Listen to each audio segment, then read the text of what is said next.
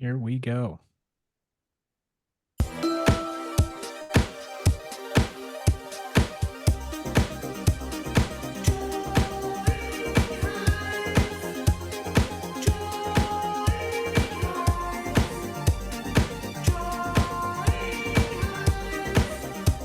Welcome to Drawing Hive. Ray, it's got to be nice to finally hear the intro song. Just right over the finish line, baby. I forgot the name Welcome, of the show Ray. too. How you When did we doing? change the name of the show? Hey, Yeah, Ray. yeah. It's now Drawing with Ray. Yeah. Okay, that's good. I'll start ordering T-shirts. All right. Hey, welcome everybody. If you're here to draw, you're in the right place. Just a quick reminder, this is brought to you by Visual Arts Passage. What we do at Visual Arts Passage is we offer online mentorship courses that assist illustrators, character designers, and painters in their career development. So if you're interested, check us out. So tonight, first of all, Cassandra and Ray, thank you very much for being here. I appreciate it. Being here always. All right. My pleasure. So tonight we are drawing the Grammys. And there was some really good, cool stuff that came from it. I just caught a little bit of it.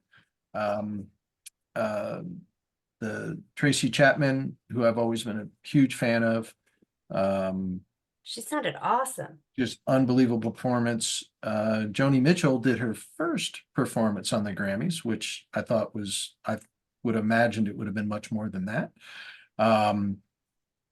Killer Mike and Miley Cyrus, and great shots, great reference, good lighting. Obviously it's not all from the Grammys. Yeah. I know the Miley Cyrus is, and yeah. so is the Tracy Chapman. I don't believe the other two are, but I wanted good reference of them to draw from. Well, I obviously know that Joni Mitchell's not. So we are ready to draw. We are doing, again, as every night, we'll do 3 poses. Our first 2 poses are 20 minutes, and the third pose is 40 minutes. So that's why you can either do both references or just one of them, or you can do one the whole night. So let's get drawing. Yeah, Timmy? everybody, thanks for tuning in. If you want to find the photo reference, I'm dropping that in the chat on Zoom. And also, if you want to be part of the conversation, I know we don't have chat enabled on Zoom, but you can join us on Discord. And if you don't know what Discord is, I recommend trying it out. It's really fun. You can share your art with the other members of the Hive there, and you can ask questions, chat with everybody. It's really fun. So please join us there. I highly recommend it. And also share your work with us throughout the night. We are going to be picking out a hashtag on Instagram. It's going to be on theme. Somebody in Discord needs to come up with it now. And you're going to share your work throughout the night. So it's my favorite part of it is looking at everything at the end of the night. All right. I'm going to stop sharing, Timmy, and then. Yeah. No, you're done. You're not sharing anymore. Oh. Yeah. Good to know. Looks like I am from my end. No, you're all set. Yeah, it just says time to draw. Yes.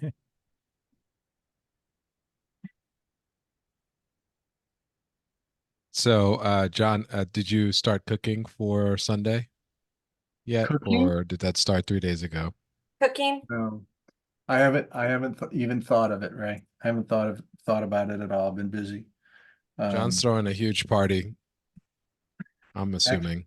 Actually, I think I may end up going somewhere with a group of friends to watch it. Yeah, for anybody wondering, we're talking about the Super Bowl.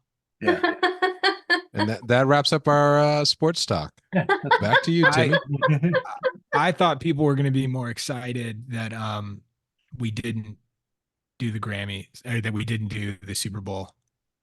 No, and it's again, We did the other Taylor Swift event. Ray, I'm promising that I'm doing the Super Bowl next week, win or lose. So Wow. it may be a very painful evening. I guarantee on Monday John's going to be like, I don't think we need to do the Super Bowl. No, People I never are over promised it. anything, right, Timmy? Timmy, I'll- people are over it. For anybody, I'll stick to my word. Yeah, I'll Yeah. stick to my word. yeah. Hey, listen, I'm fine with just being where we are. So, Just happy to be here. It's the way I feel whenever I join Drawing Hive, presented by Visual Arts Passage.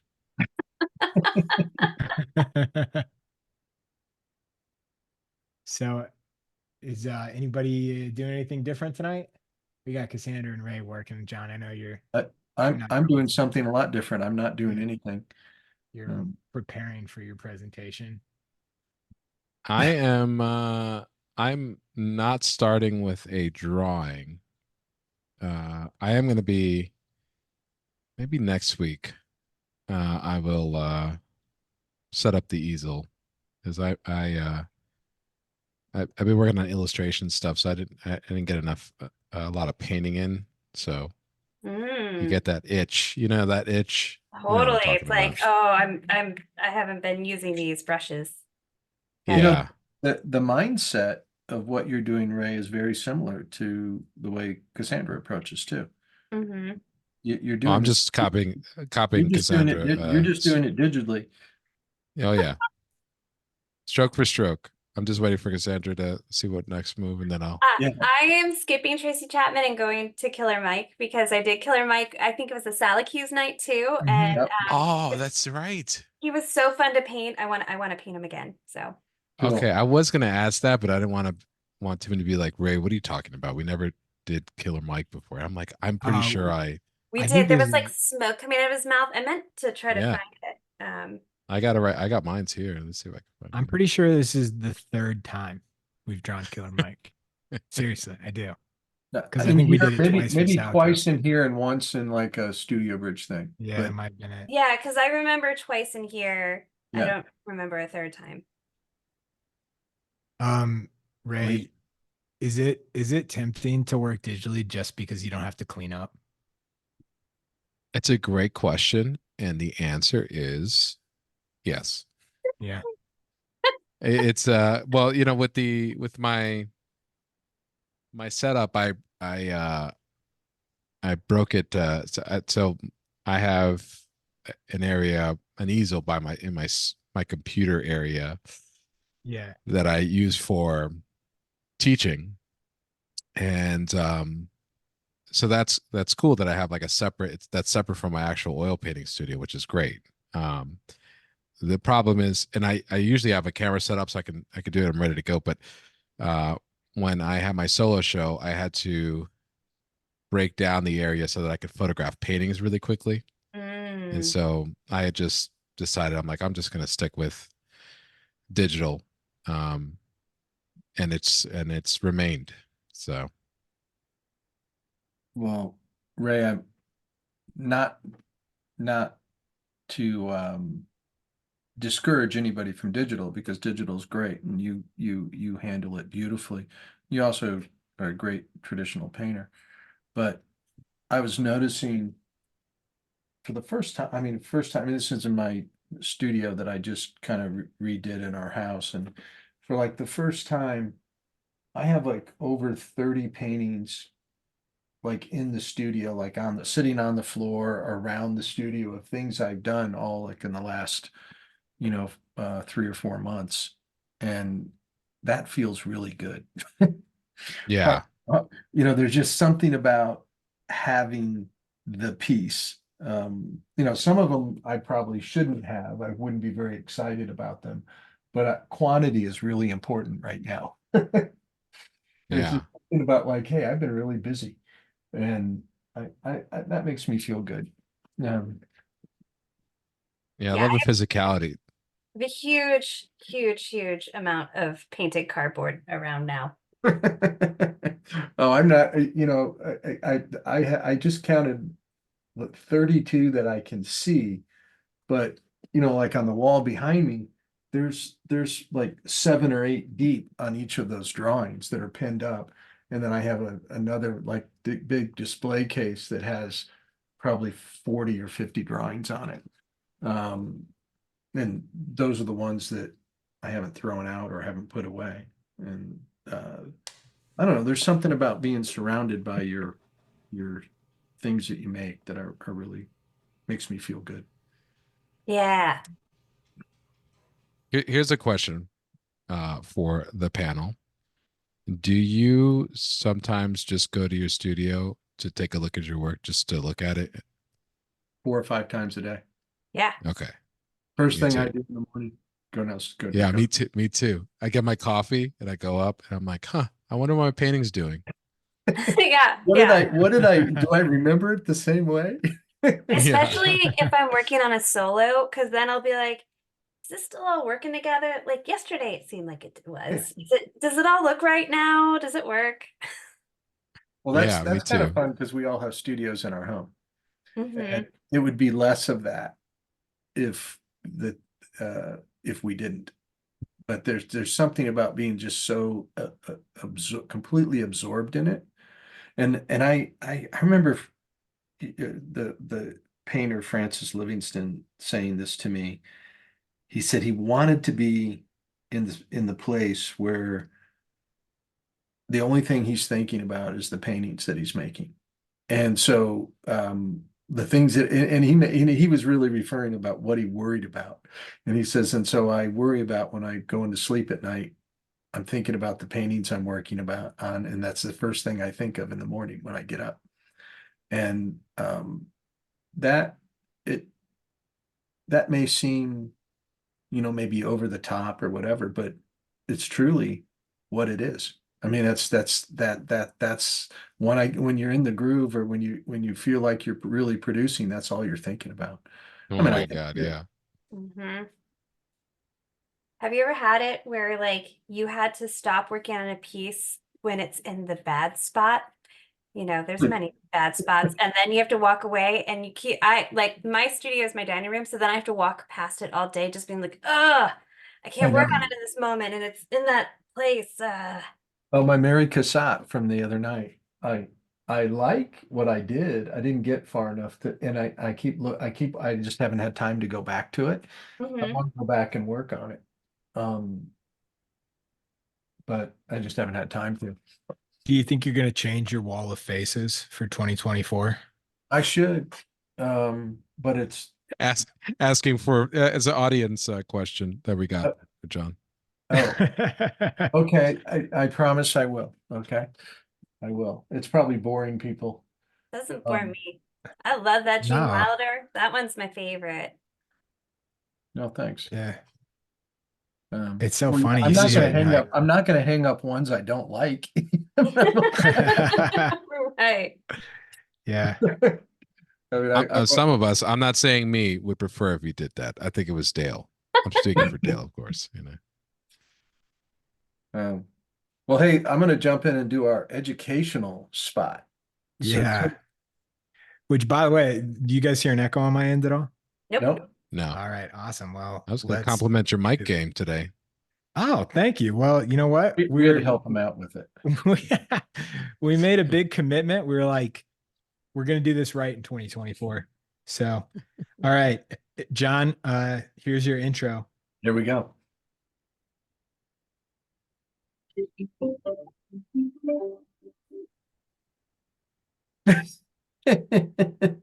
It was a little quiet that I time. know that's not the official intro. That was really bad to me. Oh, was it? Yeah, we just got Oh. like 3 little blurps. Okay, here, one more try. Do it again. Yes. Okay. Well, that makes I'm me doing feel my best, everybody. It's great that time. Two's a I mean, it charm. was a good sounding burp. It was a good sounding burp, but yeah. Well, this was better. that's pretty good with the budget we allowed for it. Yeah, this is $0. Yeah. Hey, my talk tonight is about process, and I'm not going to get in too much detail. This is a document that I put together probably 20 years ago, and I'm I'm proud of what it says. I did it for the reason. Looking at other artists, I did it. I mean, it's very similar to the process that Howard Pyle taught. Technologies have changed a lot, but still, it really boils down to, and this is for illustration. This is the illustration industry kind of, it's really the act of making a picture with an art director. And the things we go through, the ideation, you got to research and come up with the idea. You do thumbnails. There's different kinds of thumbnails. There's ideation thumbnails where you're just getting the idea down. And then there's thumbnails that you're starting to think about composition and design.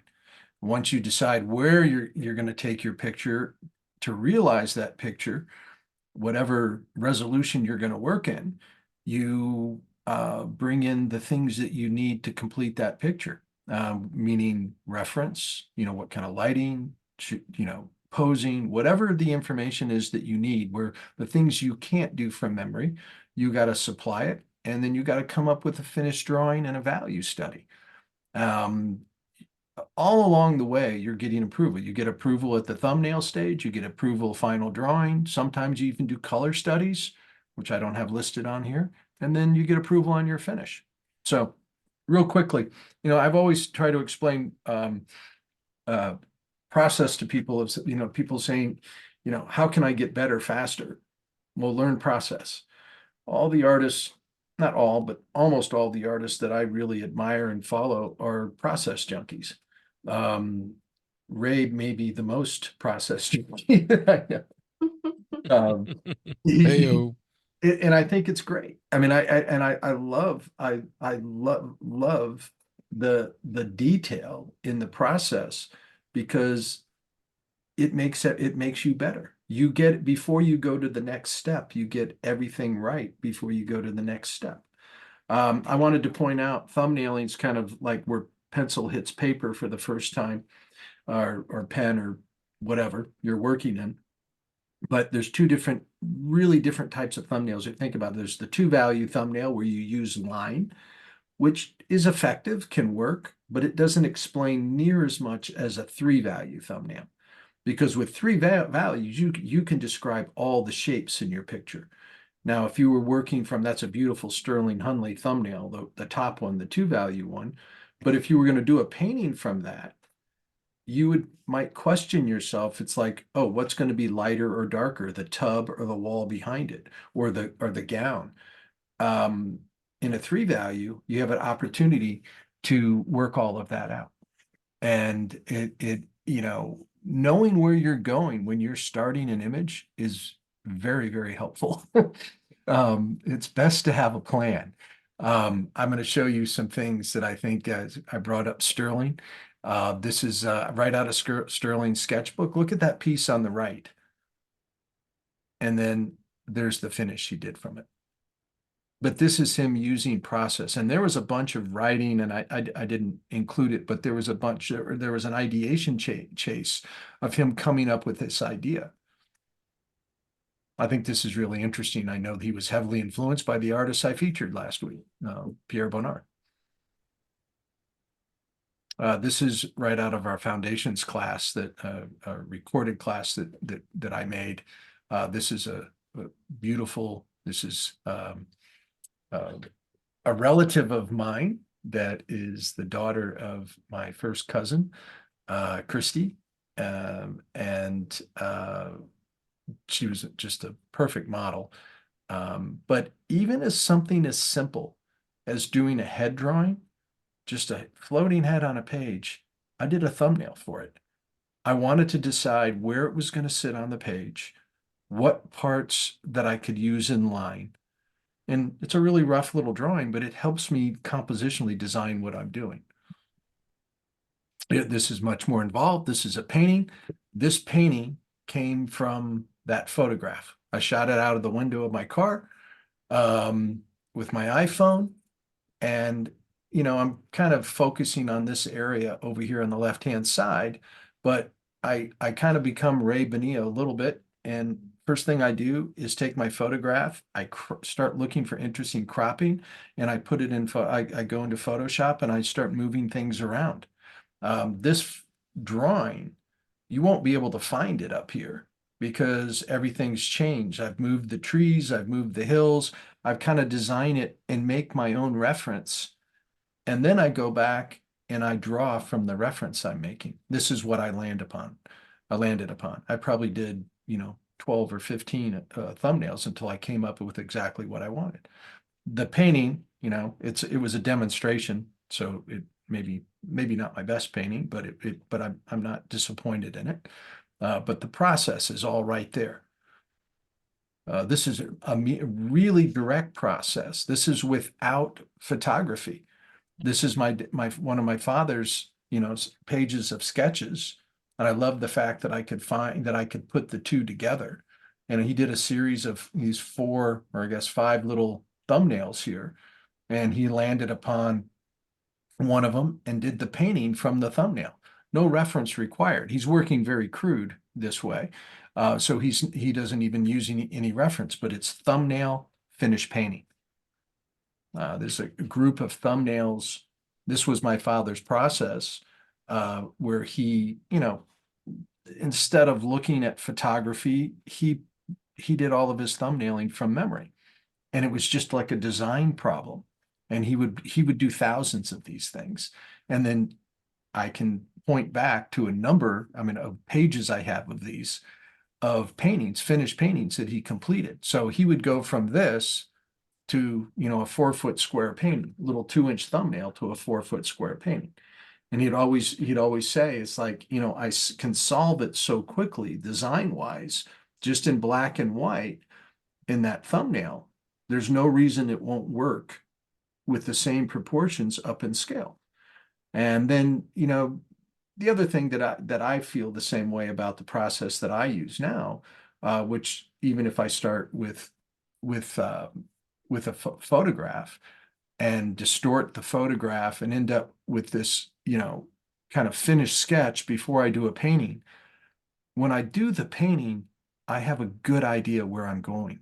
And I've already solved everything in value and positioning. So I never have to think about moving things around once I already start the painting. But I can focus on the material. I can focus on the mark making. I can focus on texture. I can focus on, if I lost edges and color. And it's so much more enjoyable. And I'm much more consistent. And it's helped me create a body of work that has a voice and a direction to it. Process has been very helpful for all of that. I could talk about this for hours, but I just wanted to bring it up and have a little bit of a discussion. Process Skill and Craft is our first class in their illustration program. We have Cassandra teaches the first level class in our painting program. And John Nymeister teaches the first level class in the character design program. All 3 of those classes you deal with, in John's case, it's called pipeline, but you deal with the process, the ideation process, the thumbnailing, and we help you develop a process. Anything you want to add to that, Timmy? Yeah. One thing I would say is super early bird enrollment opens tomorrow, but I didn't want to wake up super early in the morning, so it's open now. So if you want to save $400 on any of the entry level classes, you can sign up as early as tonight, and all those entry. So if it's your first class, you'll get $400 off. So hell of a deal. Doesn't get better than that. And then if you're a returning student and you want to be economical and save money on your next class, now is also the time to sign up. You can use code CHIRP, like a bird, like early bird, CHIRP. Um, and that's $300 Very, off. very So clever, Tim. yeah, right. Yeah. So I just highly recommend, don't sleep on it. Part of being a good artist and a good business person is saving money when you can. And so if you're thinking about a class, don't wait. Don't wait 2 months and spend $400 more. All right. That was kind of my lesson for today. Ray, Cassandra, anything you guys want to add to that? No, I look forward to watching this on YouTube in the shorts again because I watch all of them. Oh, Yeah. you do, right? You're the person watching them. Here, wait. You're I the do. one I love person I who love the watches them? Bernard the Bonard one. I I'll play watched the your Bonard one. outro. I'll play your outro, John.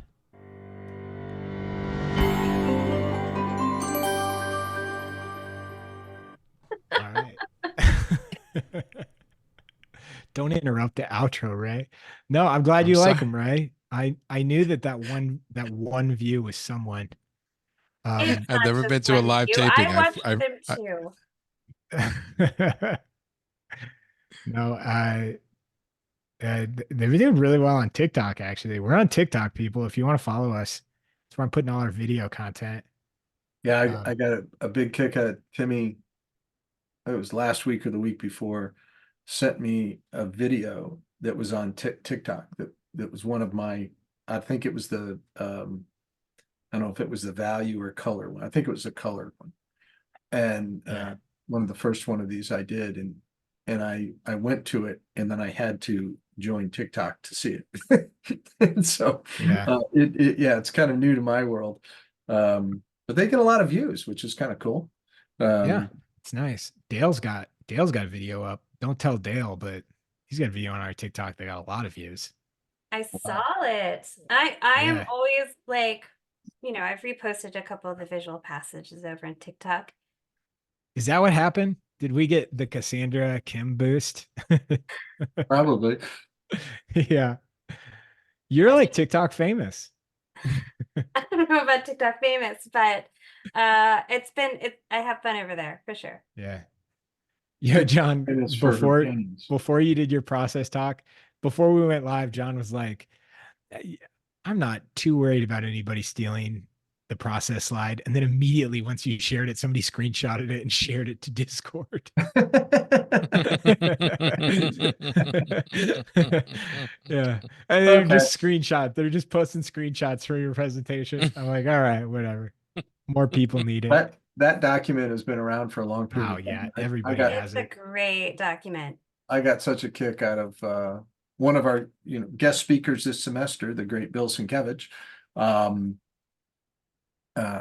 after he came to the Illustration Academy the first time, he took a copy of it home with him. And he said, John, I have it posted on my drawing board. And he said, I just want to tell you, it's what I do every day. And he goes, I'm so glad that you pointed it. It just makes it easier for me. I thought that was a really nice thing. That of is him. funny. Yeah. Well, learning, having a process will help you not just in the physical things, but it will help you start to link things together. The first part of it, drawing from, the first thumbnails you do, it's suggested you draw from memory. And the act of drawing from memory is where I believe that personal voice comes from. And I think that's the first step in creating personal voice. And there's all kinds of experimentation and everything that goes with it. But it's the one thing that we've taught for a long period of time. And I think that's why, students in our program have had such great success because they've identified themselves pretty quickly. You know, as there's something unique that's connected to their work and that links it all together. So I'm proud of that. So I can say I'm very proud of Cassandra because she was a past student that's done that. Ray, not so much. He No. wasn't a student. He figured it out on his But own. he's a grandchild of it. He is. I'm a I grand feel student. like I'm a grand it student. counts. He's a Yeah. grand student. He had an instructor that was a student of my father's. Like And a I totally did not step screenshot student. early slides of of that process on the internet, John, for my own edification. The other great thing Bill Sienkiewicz said, I thought it was so cute, so funny, is he walked in, and he's not the first one that had said something very similar. Chris Payne said something very similar the first year we did it. But he walked into the studio and he stood there for a little bit, and he turned and he looked at me, and there was a group of other artists standing there, and he goes, "Where the hell was this when I was going to school?" Yeah, And you know what I mean, Cassandra, right? totally. Yeah. He said it would have saved me decades. Although he got there as fast as anybody I I've was gonna ever. say, what what he want to be more successful? Yeah. He doesn't he doesn't have It enough doesn't of mean he it. couldn't have been better as an artist. That's true. He got a lot better as That's an true. artist in the first When I was 15, with 20 him years. at Comic-Con, if for those of you who don't know, Bill Sienkiewicz, one of the creators of Elektra, he's done a long list of things. But I was with him at Comic-Con, which he is the type of person that you're walking with. He gets like stopped for photos or hey, or like, can I talk to you? And I was walking him to, we'd gotten him an Uber and we got stopped like 5 times. And finally I was just like, Bill, do you ever get tired of people loving you? It's like, he like stopped for a minute and he's like, no, not really. I was like, He handles it really well. yeah, he Super handles nice. it so well. Yeah. And because sometimes it's very invasive. Oh, by the fifth time, I was like, leave us alone. Yeah. we were we were we were in the hotel bar Yeah. having a drink after the day of being at a conference, and he kind of looked at he was watching, he kind of looking past me over my shoulder, and he's like, "John," he goes, "some people are about to walk up to the table and talk to us." And that he said, I don't know who they are. He said, I have a feeling how this is going to go. He was exactly Yeah. right. They were the biggest fanboys ever. And That's so funny. and then so they were very polite. He was super polite to them. He signed stuff for them, and they went away. And then he said, "Okay." He goes, I'm gonna warn you." He goes, "And I don't know how it happens." He said, "But wherever we go to dinner afterwards, those guys will be there." Wow. And sure enough, they were. And I was absolutely blown away. I was like, "How do you deal with that?" He goes, "Man," he goes, they mean well." But I really got a kick out of that. He knew So, what was coming. most likely my friends, so I apologize about that. I was just gonna say, you're not the one who got like the 30-page handwritten letter to Bill Sienkiewicz. That's what I get. I get mail. That's how much people love him, is they just see that he guest speaks at our school and they send us letters. Wow. Yeah. It's awesome. Yeah. That's a fan base. That's pretty epic. It's pretty epic. Yeah. Yeah. The place where our mail is delivered, the people that work there have said they're no longer opening anything addressed to Bill Sienkiewicz.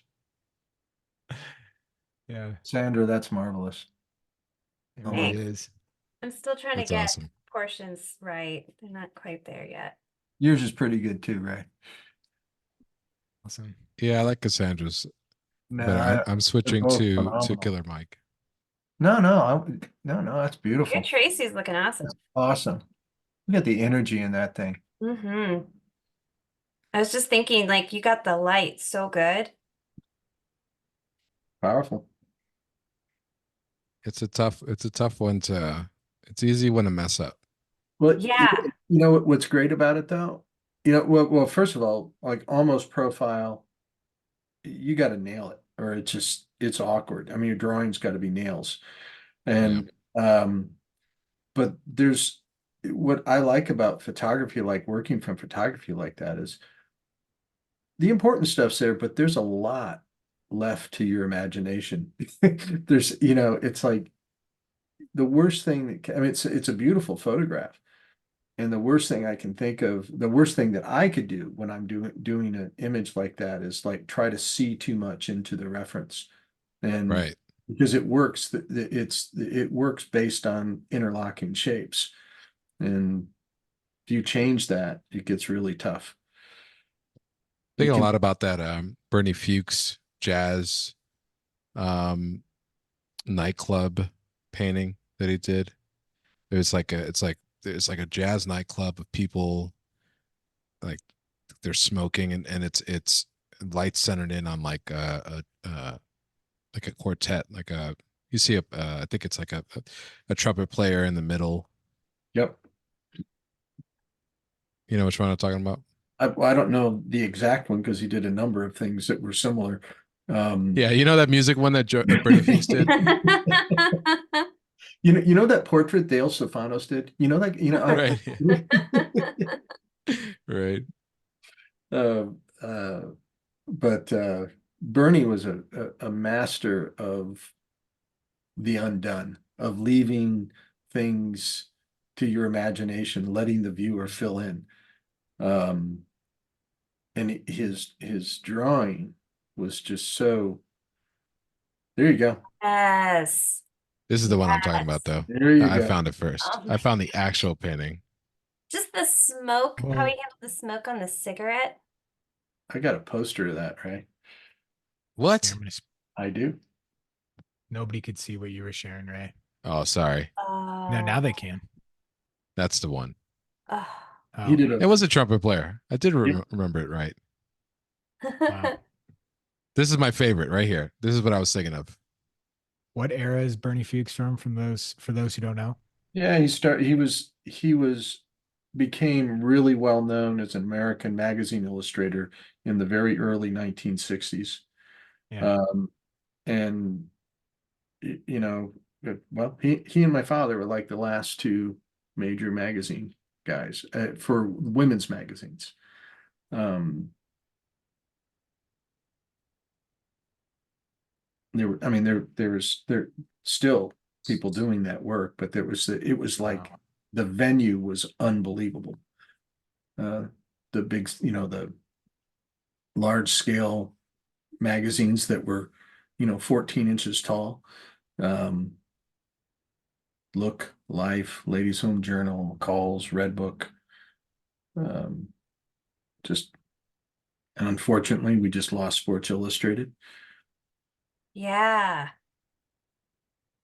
one of the greatest creative directors, Richard Gangle at Sports Illustrated. Legend. Legend, yeah. Actually, for the Society of Illustrators for really the best art direction for the year, that it's named after him, Richard Gangle. I love the both the rodeo piece that your dad did for him Yeah. and with a like and the note that he sent to him before starting that kind of like made him sure that he didn't turn in something standard. Well, my father said that they became very good friends and used to see each other socially. He said it was really strange. You would see him like be out to dinner with him on Friday. The next week, you were delivering a piece. You would walk into his office, and he would put the piece up on the rail. He wouldn't say words to you. Wouldn't tell you liked it or disliked it or Oh anything. my He God. Oh said really? Oh he my said he was god. just an intimidating dude, and he'd always just say thank you very much, and that was Wow. it. And then he would tell He you a month later, "Hey, I really like that piece." um Well, I we're read a I oh sorry. go ahead. Sorry, Tim. Go ahead, Ray. Now, one thing I was gonna say, I read a story that Marshall Irishman talked about how Richard Gangle said, "I'm gonna give you a press pass to the Knicks game tonight. I want you to go, and I want you to just produce something for me. It's probably not gonna get published, but I want to see what you could do." And I Wow. was like, "Whoa!" That's it. That's all I had. Yeah. Well, we should probably move on to the next post, John. I know Yeah, I'm you're gonna sticking around for a while. You're heading out. I am gonna head out. All right. I got some life things to take care of. All So right. Raymond, uh, thank you for being here. Cassandra, as always, thank you. You're doing Both of you doing beautiful work. Ray, I'll see you on Monday night. I'll see you on Monday. Good luck Sunday, my friend. Yeah, Yeah. happy Super Bowl. Yep. Thank you, everybody. Have a great. Night. Yeah. Okay, everybody. Take care, So John. we are gonna be we're moving on to our next image. So I know everybody goes to their own speed at this point, but please share your work with us on Instagram. We want to check it out at the end of the night.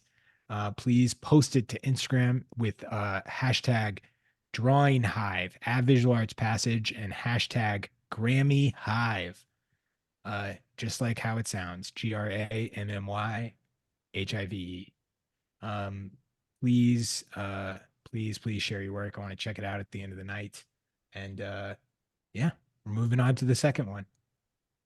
Jimmy, I don't want to talk technical stuff here, but I think you'd be proud of me. I just made you the host.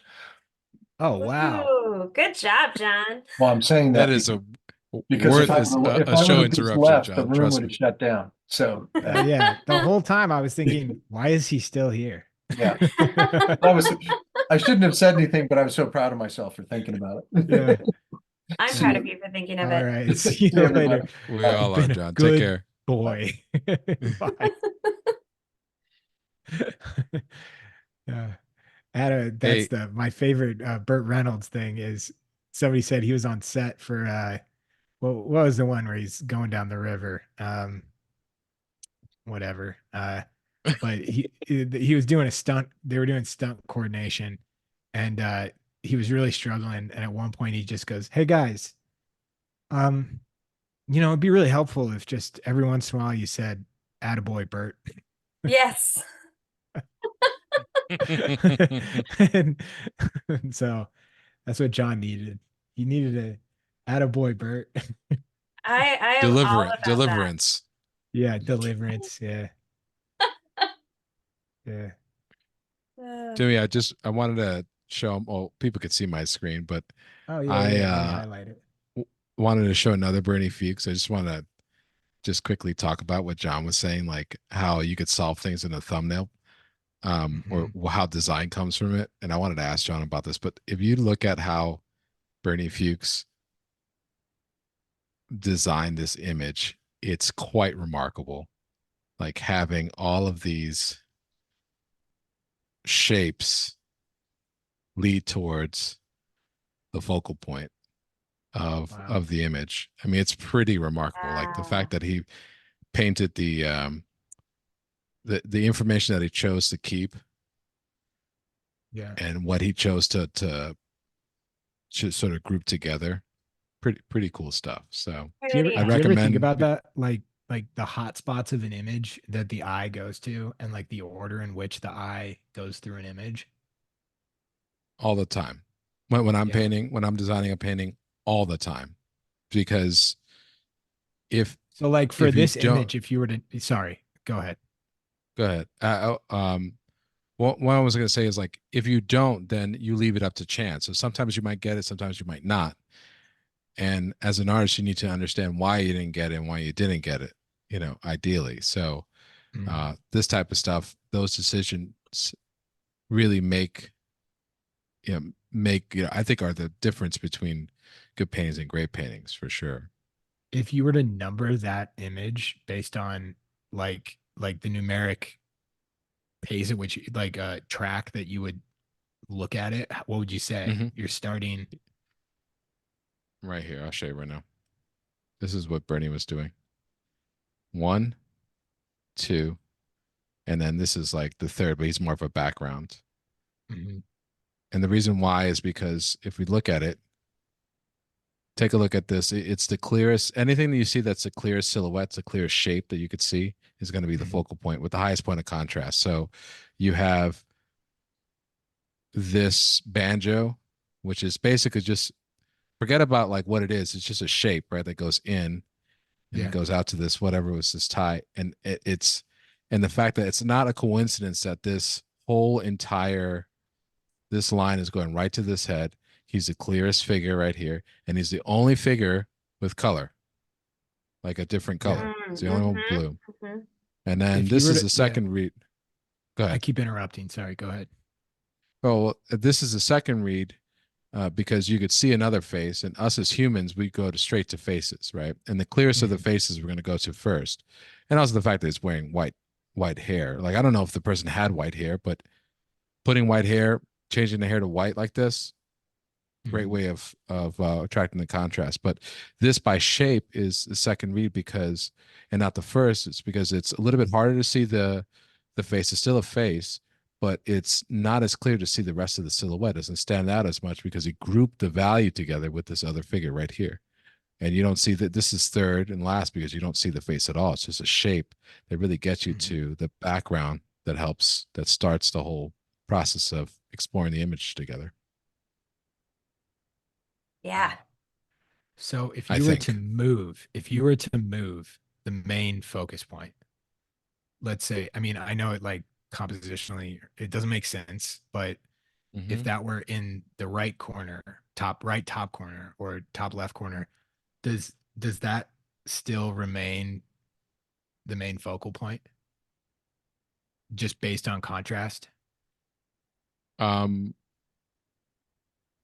Does so that if I question move make what, any sense?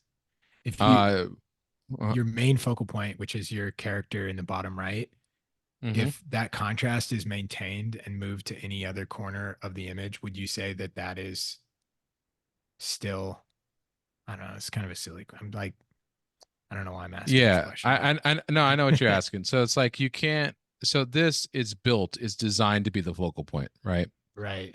Um, but moving it, so everything moving it will sometimes yield the same result, but most of the time it doesn't because this is designed to be the focal point.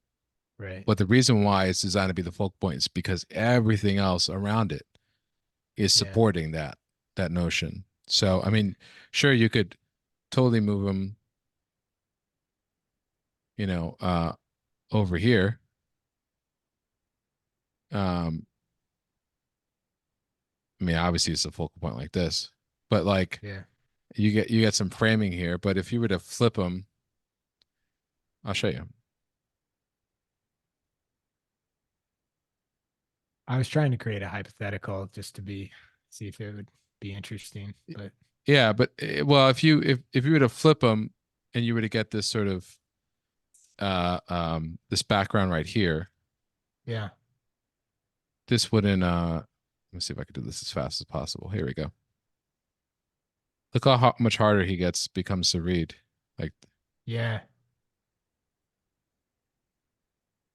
so it's like it's a little jumbled, Uh-huh. right? And you got tangents and you got all these compositional elements that are kind of Yeah. working against you. So it's this is just the most simplest uh expression of it. But that's what thumbnailing, effective thumbnailing that John was talking about yields. That's how you design Really. that stuff. Because you can't do it in the final because the finals you're worried about other things like the actual painting. Yeah. It But is. I I just mean, thought I'd point yeah, that out. it is funny. Like, uh, I wonder if I was thinking about this the other day about like how images in general, photography, anything, have changed over time based on the the whatever the medium we're receiving them through, you know, Mm-hmm. um, and have just changed size, right? So, like, I used to do photo shoots for like a lot of like I would be on set for like a lot of major restaurants, and so that be a situation where all the photography is going onto a menu and is going to be the size of like two by like maybe 2 inches, like in width, right? Like small, right? Mm-hmm. Um, Mm-hmm. but we'd be on set and we would be shooting all the photo reference, all the photos are going to like a video village where there's like a team of people that are looking at it on like a 50-inch monitor, Oh right? my gosh. And so it's like beautiful, right? But the second it Mm-hmm. goes down to 2 inches, you're like, wait, what is that? Like like the Right. images were captured like completely for the wrong, like, and it was like good food photographers kind of know like, okay, this image is gonna be 2 inches to 5, maybe it's gonna be on the cover of the menu. It's like, um, but then like I think about art, like there's just things in our life are just like so many more thumbnails, like going through Netflix, literally any streaming platform. I find that like so interesting to see like the artwork for films that like just clearly was done for a poster like at a movie theater that like just don't really exist anymore, Mm-hmm. but now they're being put into like the slider for Netflix, and it's like, I don't Right. know. Yeah, And isn't then it you start interesting? Like seeing the other thumbnails things. you don't look at, the ones that catch your eye are the well designed ones, and the ones that like. There's so many Yeah. times that I don't know if this has happened to you, but like last night or maybe 2 nights ago, I was going through Netflix and looking at the thumbnails, and I passed movies like I had to double like triple take and because I read the words like the title of the movie to realize that that was the movie that I was looking for. Like because the thumbnail was so poorly designed, I was just Oh flipping yeah, yeah, past yeah, it. totally. Wow. That's And it's like interesting. why would they do that? Because it's just lost in the sea of thumbnails that all look the Yeah, same. man. Like it's And almost some of like the they're platforms, some of the platforms don't even have external copy. So it's entirely right, reliant on the artwork's caption or like title, right? right. And it's no creative solution. It's like it just feels like they're um just fulfilling a size requirement and a contractual requirement from two Yeah. different parties. There's a there's a movie that I really loved. It's a Tom Cruise movie called Edge of Tomorrow. Okay, so it's a science Oh Oh, yeah. fiction movie yeah, from yeah, like yeah. With 2015. Emily Blunt. Yeah, Emily Blunt. Okay, so the posters for that movie um were really terrible. Um Only just from the perspective of the titling of it, because the movie had a tagline, and the tagline was outperformed uh the actual title of the movie. And so there was a ton of confusion when they were promoting the movie, and it actually caused a big issue at the box office. People thought the movie was called Live, Die, Repeat. Oh Oh, yeah, I see it right totally. here. I remember that. Hmm. Yeah, but There the we go. film was actually called Edge of Tomorrow. And nobody, I don't even think of the title Edge of Tomorrow. I always think Live, Die, Repeat. That's a good one. They should make a Live, Die, Repeat. Like, There it is. Is that it right there? yeah, look at that. There Can you I get go. bigger? Can I get Yeah. bigger at all? Because it looks Yeah, let me terrible. see. This is really horrible. No, it doesn't need to look nice. It's just, it needs to be about as big as a thumbnail. Yeah, somebody shared it to Discord. Yeah, Xander So dropped it in. yeah, yeah. So I don't know. Some of them even doubled down. They like put it like an entire background. Really Yeah, terrible the design. DVD, the 4D. Yeah, Yeah, yeah. I can't. There it is. Live, die, repeat. Live, die, repeat. yeah. This is even. It's like Somebody loved that tagline. I'm sure they did. Yeah. Yeah. Like, can you repeat that 6 more times? I think then we'll get it. Yeah. Lived to repeat. That guy The got in problem is it trouble. wasn't said enough. Like even this. Make it red. Look at Yeah, this. make it Look at red. this. They're just doubling it down, Cassandra. Let's see here. Hmm. I got this other one here. This is another Blu-ray. Isn't that Oh my absurd? gosh. It's horrible. What did they think was gonna happen? This can't be real. Is this actually real though? It's like No, it's Yeah, an 10, Amazon listing. It's an it's Amazon listing. 10 Yeah. times bigger than the font of the actual title. Each like Yeah. letter yeah. is 10 times bigger. I don't know. It's starring Cruz, Blunt, and Edge of Tomorrow, They which could should. be a stage name. I don't know. I mean, they should have just called the movie "Live Die Repeat." I mean, it is a good title. Yeah. Yeah, Yeah. great title. Yeah. So I feel you on that. It's it's really interesting because about readability, um, especially in like what you're afforded given the size that the final art's going to be viewed at. Um, I often like I do work for Wizards of the Coast on Magic the Gathering, and those cards are 3 inches. It's like a 3 inch square, basically. Yeah. And you have all these elements moving, and a lot of times the art request is pretty um it's a lot of elements, moving parts, and a story that you have to tell, and you got to do that in a 3 inch like window, and Right. it has to be readable. Like there's no so like you could be working on it like super close and be like, this is the best thing ever, and then zooming out and realizing it's just a bunch of shaped salads, then Yeah. Do it's a you do bad that bad thing. digitally or do you do a physical piece? I do everything preliminary digitally, and then do the final traditionally for the Nice. most So part. how big of a Yeah. piece, knowing, that's such a tough thing. Like you're gonna have like a 3 inch piece. So what size is the painting for that? 16 front 18 by 24 is Nice. gonna is the usual size. But even then you have to go in sometimes digitally, and if you have requests that are changes and stuff, and do it like that. Um yeah, it's not easy. It's I give a lot of credit to, I use the computer quite a bit on that stuff for especially the ideation process and the sketch stage, because of the amount of just changes that you would need to do at the speed that you need to do it in. It's like working for, it's like having a solo show, like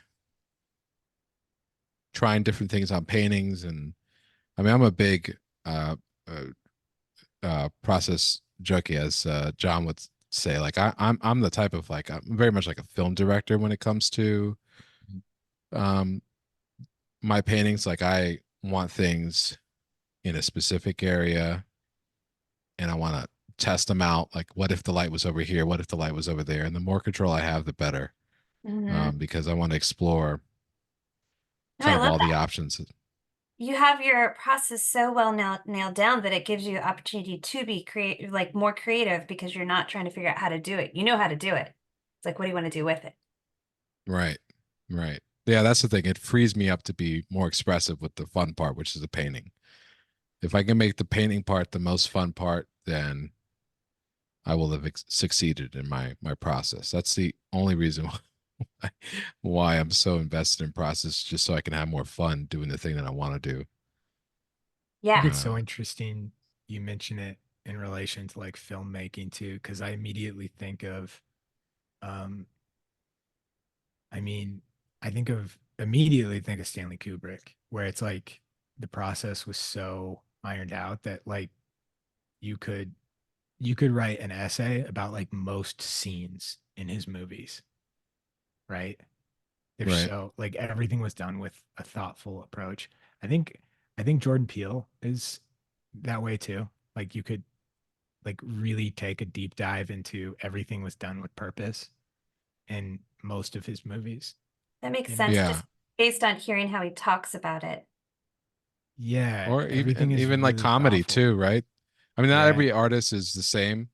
I always I equate it mostly to, funny enough, to comedians, no pun intended.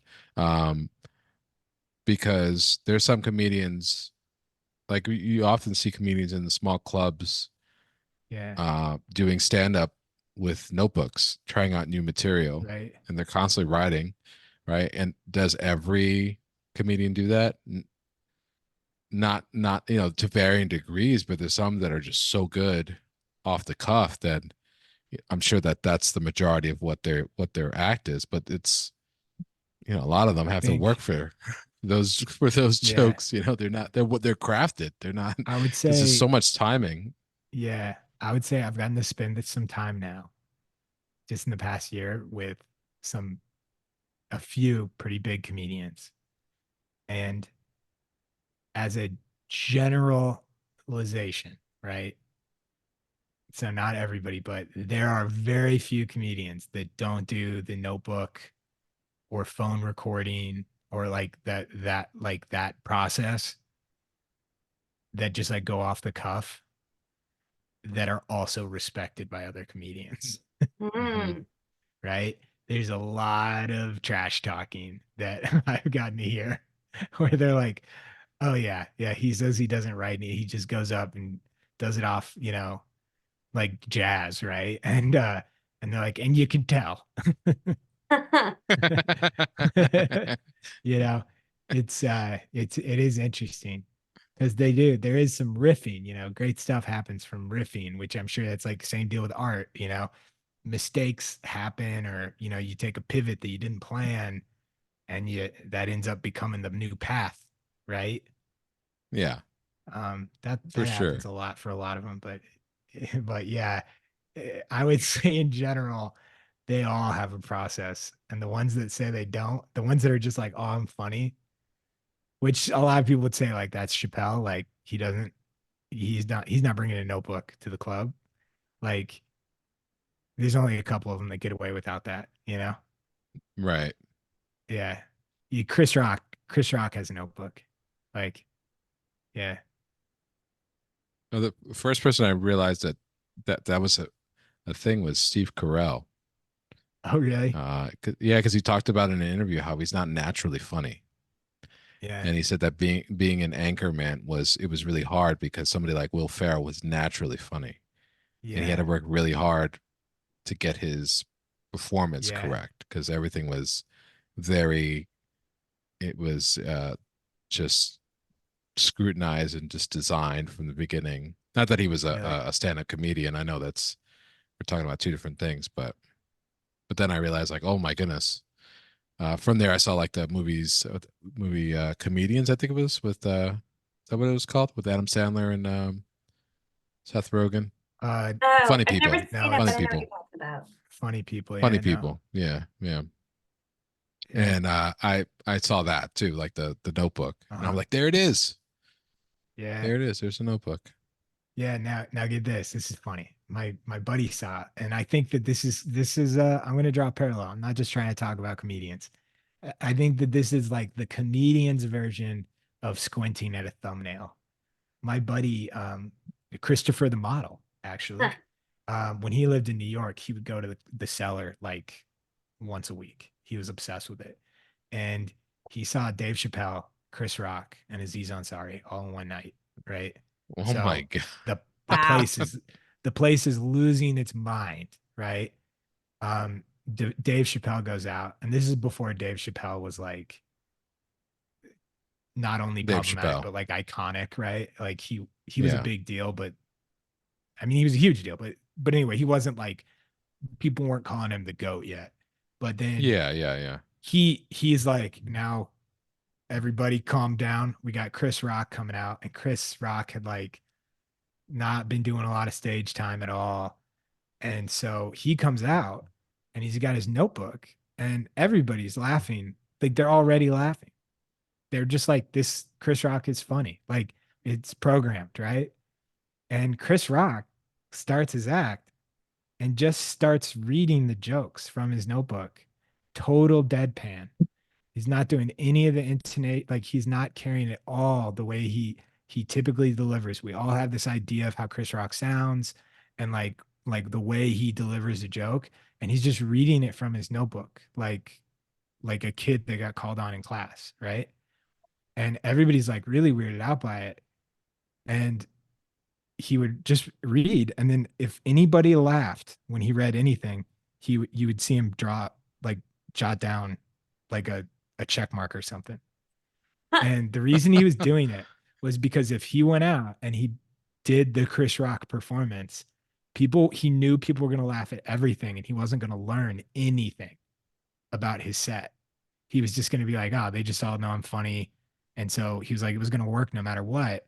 And so he's like, so I got to like squint at this and figure out like what is actually funny. What is like a joke that I have here that I could give to an open micer that has very little experience and they kill with it. Right. And so I don't know. I thought that's and so I love that. that's part of his process, which is like I just don't try, and then I learn. I learn what's actually funny, right? What actually is going to read to people. I don't know. No, I And love that. people leave. I've heard multiple people. I have 2 or 3 friends that have seen Chris Rock at the Cellar now, and my buddy Christopher, the model, is the only one who's been like, that was awesome. I got to see like one of the best do his like process. Everybody else is like, he was awful.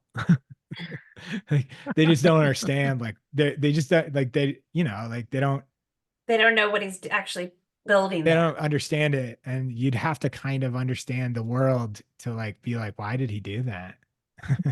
You know? Yeah, it's definitely as a teacher, Cassandra, I don't know if you feel like this. I find like when it comes to like demonstrations, for instance, it's very different from how I work in my studio. Like Yeah. everything's so truncated. It's like more of a performance.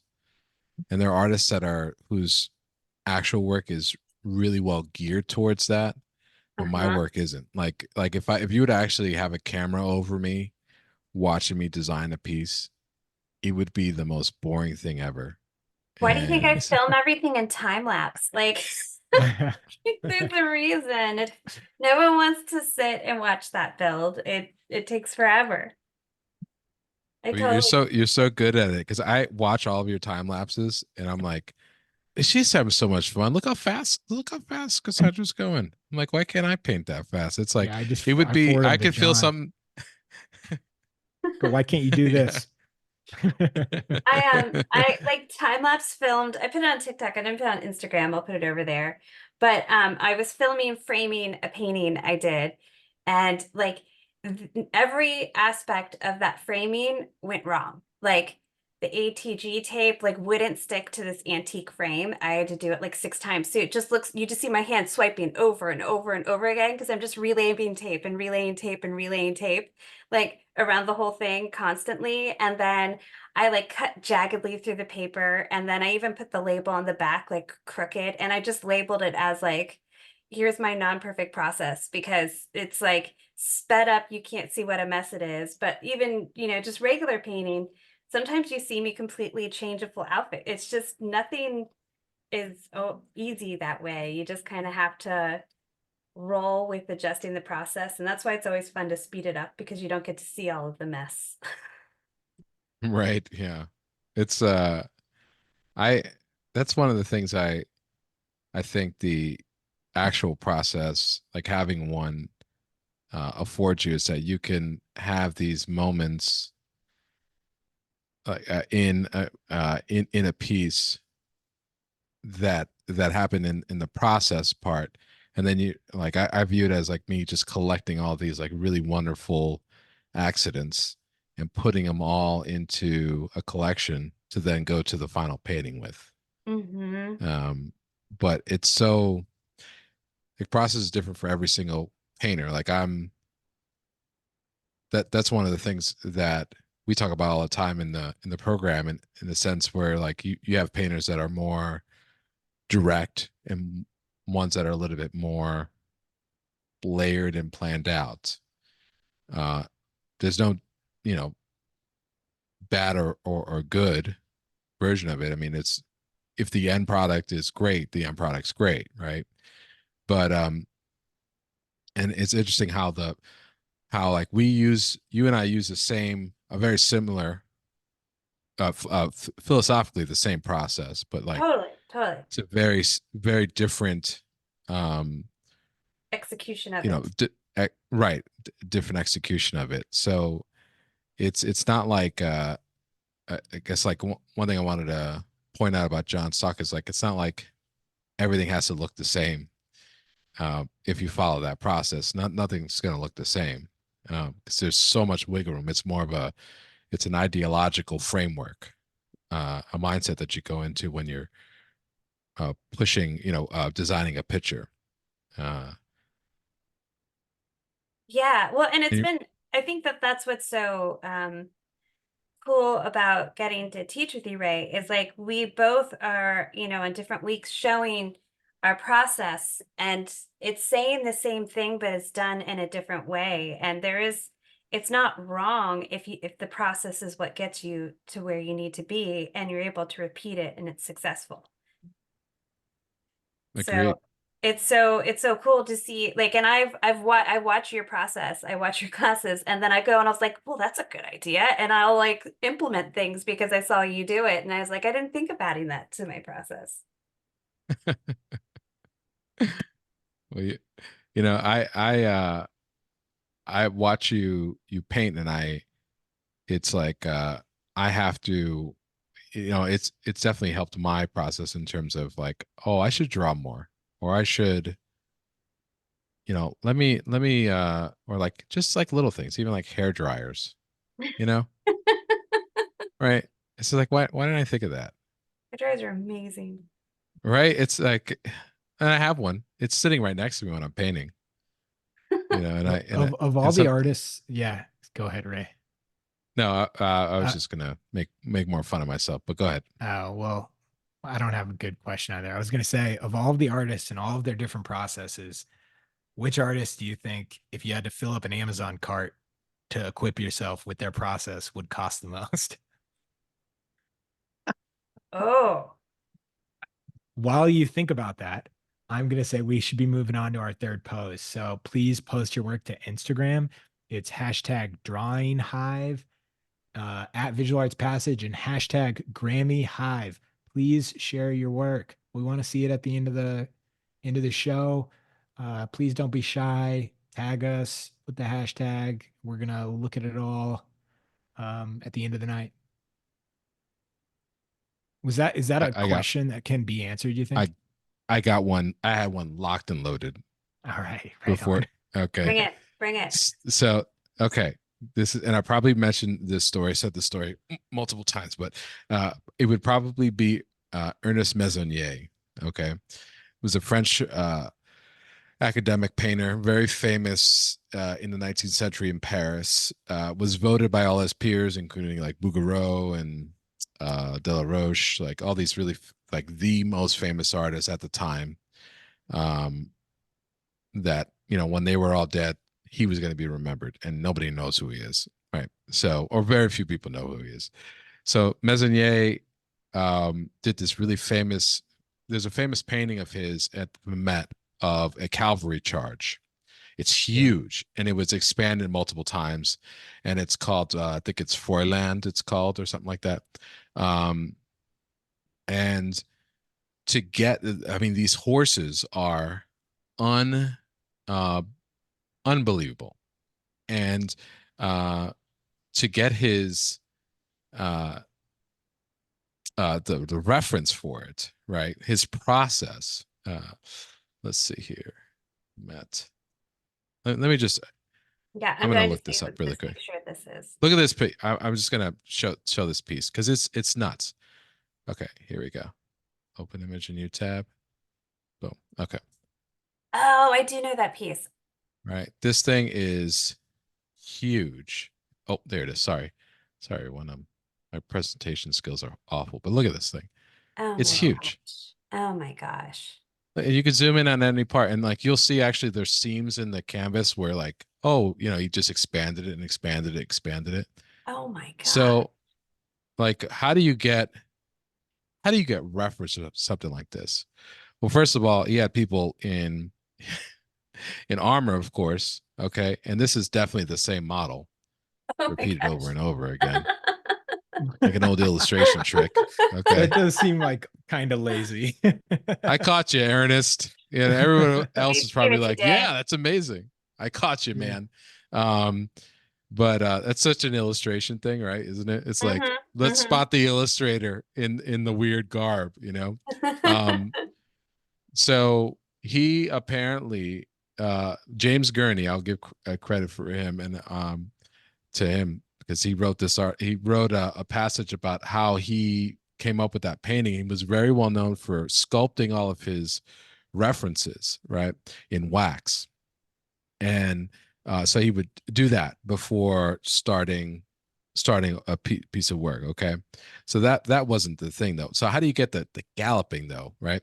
Well, to get this is before, or around the time of photography, but like not like truly like used, right? Or often used. Wasn't common.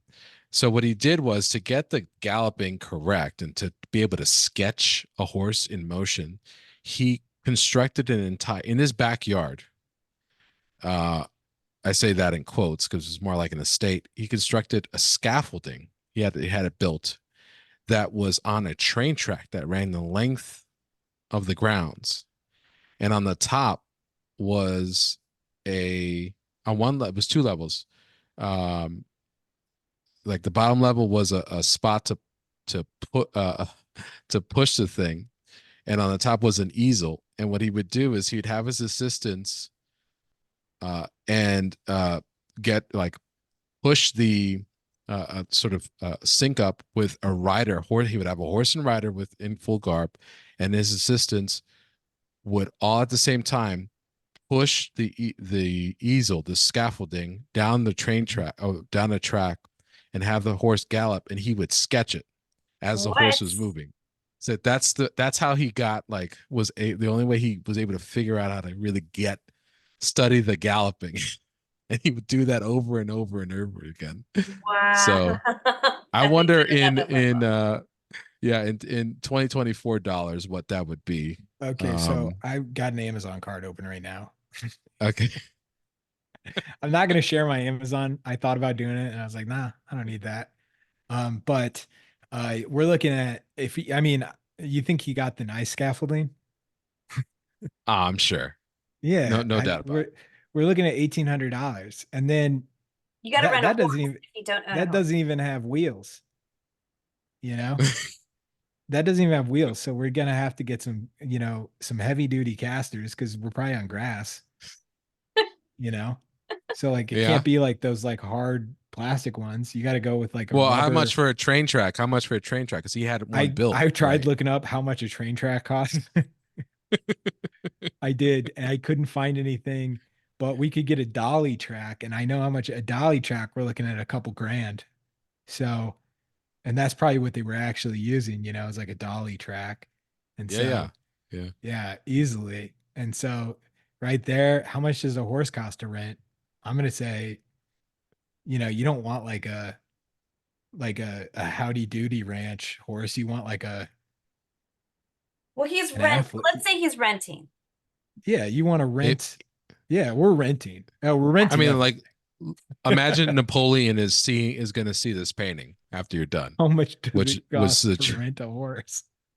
how much would it cost not to what would the price be so that you weren't Um, scared that you were going to get you know thrown into the cellar, into the okay, dungeon. according to opencanter.com, we're looking at $100 to $1,000 a month to lease. So, uh, this is quite a process. Yeah, he Yeah. hasn't even started drawing yet. No. He's about 5 grand in the hole. Yeah. Yeah, you want a good looking horse for that. You don't want something that's been on the trails. There you go, right? And then Yeah. armor rentals. Yeah, definitely the armor. I had to do a shoot years ago and I had to rent a bunch of guns for it, like fake guns.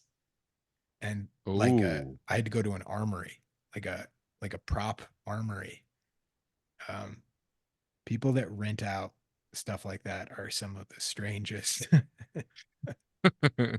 It's, yeah. I used to have to do rental pickup for everything. I used to have to find the weirdest stuff. see, that's what I'm talking about right there. That's like, ugh, so amazing. I mean, there used to be, uh, did you know that there were actual places like illustrators could go to that were like reference places. Like you would go, they had a photographer and had a prop room, and you basically would send them a sketch and they would shoot Oh, reference really? for you. No Oh way. yeah. Oh yeah, yeah. It was a big thing because and John will tell you, like in the days of right before his dad went or during the time his dad was an illustrator, he was a staff illustrator, right? In Detroit.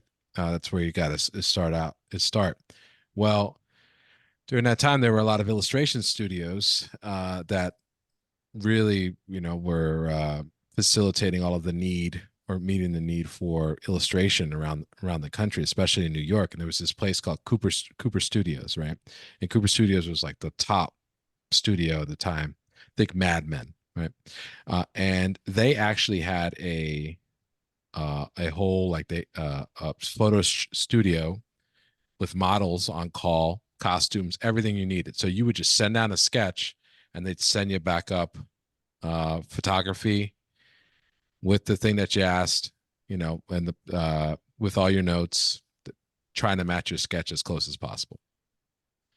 And that's what you did. And then that one things people started to go freelance, those then expanded also to like facilitating freelancers. So there were famous ones in Brooklyn, I think, was the last holdout, and that closed because of a fire, I think, or flood or something bad happened to it, where the guy lost all of the costumes. Isn't that nuts? Oh man. Yeah. So, needless to say, I never had enough money to afford something like that. I was like, oh man, maybe one day I'll just order it. Like, I'll just order a crazy set of reference to see Oh, how that'd be close. so cool. Isn't that cool? Yeah. I can't believe I didn't know about that. Oh man. I want to see like a book of just the reference that was shot. Like I want to see the sketch and then the photos. Like how is that not a book? I know, right? I mean, the illustrator Dan DeSantos by any chance? Uh-huh. So he actually ordered for one of his book covers reference from that place because he had heard about it from another illustrator and wanted to do it because he was like, yeah, for and did an article about it. And he visited the place and everything like that. Hmm. Is it still around? It's not around. No, I think it burnt down. Wow. Or he got a fire, or he destroyed or closed. Um, Yeah. That's a wild business idea. Yeah. right? But like I totally see it working. Like I think of old National Geographic where they're they're having to imagine past societies and like scenes and things like that. Like some of that would just be kind of overwhelming reference wise to figure out. I could totally see someone unloading something like that to them. Just the amount of stuff that you would need. I think I mean, even Howard Pyle and those guys, they had like closets full of studio prompts and um uh props and all that stuff.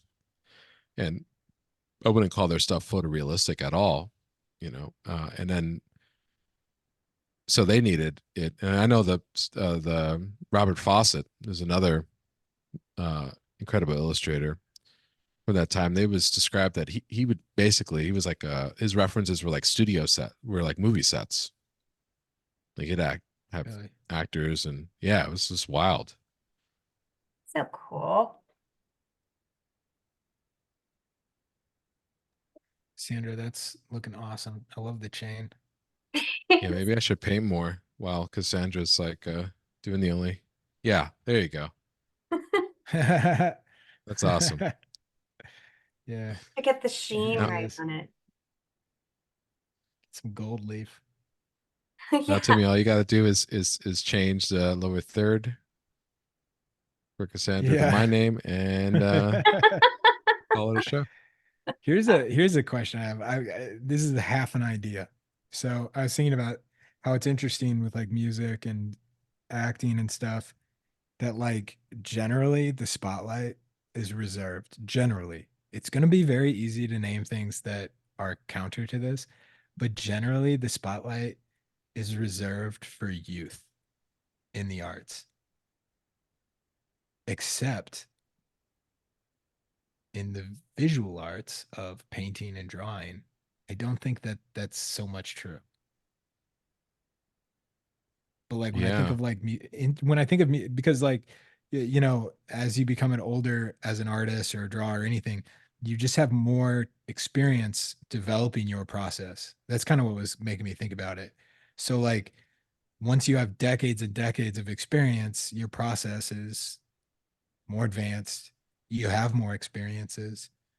And so it makes sense that like a lot of your best work could be towards the end of your life Well, or in your later also, years. I mean, our faces aren't like a part of people experiencing the art. Like, yes, the personality of the artist is often like kind of Yeah, packaged that that's what you're getting, but in general, sure. it's the art that's forward, and then behind it is the artist versus music and acting and Yeah. those arts. Even like books, the picture is right there on the back of the book of the writer. So we get Yeah. I was thinking about, yeah. Go ahead. I'm sorry. I think that there is something about, because it's not about, unless you're an artist that is does a lot of self-portraits, really like how we look does not matter to the extent that it does in the other arts. Yeah. Even with music, though, I'm like, it makes sense that as you get older, you could become a better musician Oh, totally. But and that you could become a more talented person and that all people need to do, you know, it's like I have some of my favorite artists that I listen to. I have no idea what they look like, but I do know that there's like this stigma of like if you were a struggling musician, there's like this age expectation of success. Whereas with painting and drawing, I don't ever think of that.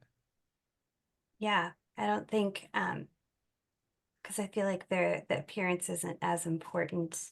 Yeah, Yeah, I think that yeah, it's interesting because you're considered a mid-career artist when you like 50. Yeah. yeah. And that's pretty impressive. Makes me Oh feel better, I'll yeah. tell you that. Me too. Mid-career at 50. Yeah. Well, like there's no That's it's the not end of the like career for most people. Yeah. right? Yeah, I'm just thinking like if someone's uh at least in painting, I found like if someone's young and really popular and successful, the I guess the attitude is like, oh, awesome. Can't wait to see what they do when they're much older. Hmm. Like, right? It's Not really. like, Yeah, yeah, like you like don't how's that expect them to gonna make the same stuff when they're, when they're 30 years older as they are when they're in their 20s. there's this But expectation of evolution. Yeah. right. Man, sometimes I think success at a very young age is maybe the biggest curse Oh, it's for a lot of hard. people. Yeah. I think it would be so hard. I I think I about cannot all claim the time. success at an early age. No, neither could I. And it wouldn't have gone well. It would have gone, I would have gone down in flames. Ray, Yeah, that's looking really cool. it's really fun, Ray. Oh, thanks. I'm just trying not to crash and burn here, thinking about me being successful uh in my 20s, which is going Well, to be in about 2 years. mm, baby face Ray. Also, I do think Mm. that if you're like too young and too successful, like because I've seen that with filmmakers. I've seen a couple filmmakers that had a lot of success. And then like uh I got I was on projects. I was on a couple projects that became big things when I was in my early 20s. And that is like a bullet train to get people to hate you. I can only Like imagine. to be like 23 and like, or be like 23 to 25 and like be like really cooking. like, like, like people, some of your peers, they're gonna love to see that fall apart. Oh, Yeah. that's so much pressure. I think it's good though to have like a big face plant when you're younger. Like, I mean, I don't know. If you can recover from it. Yeah. Yeah, I mean, I've known artists that I've, just early in their career had great success and never really. I mean, I'm talking painting wise, and just didn't really, for one reason or another, just like weren't part of the zeitgeist all of a Yeah. sudden, and I don't know how they would handle something like that. There's also, it always reminds me, there's an episode of Seinfeld where Jerry and Elaine, they get upgraded, they're traveling together and they get one upgrade for first class. I And remember Jerry's like, that. obviously I should be in first class. And she's like, no, I want first class. And he's like, Elaine, you've never flown first class. Oh, You have yeah. no idea what it's like to lose it. So he's like, you can't do it. You don't want to be a person that used to fly first class. Yeah.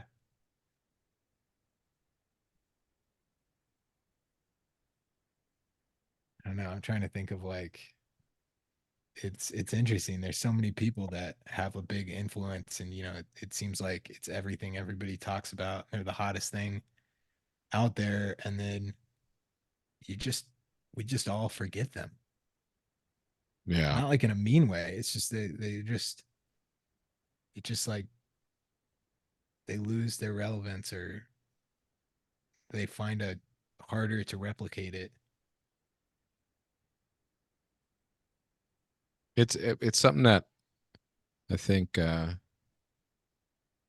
you just don't have popularity and whatnot. You just don't have control over that, right? I mean, It's maybe the worst thing that you could be obsessed with, right?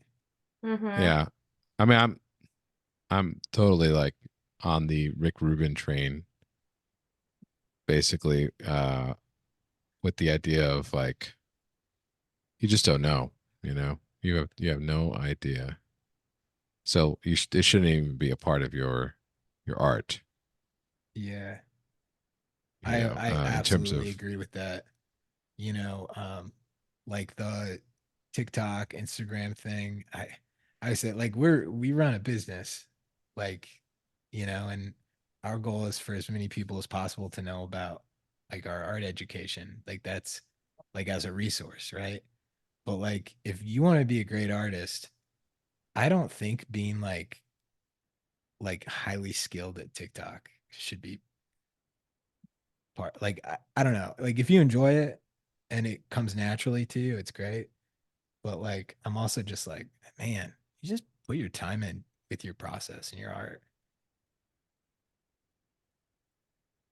I don't know.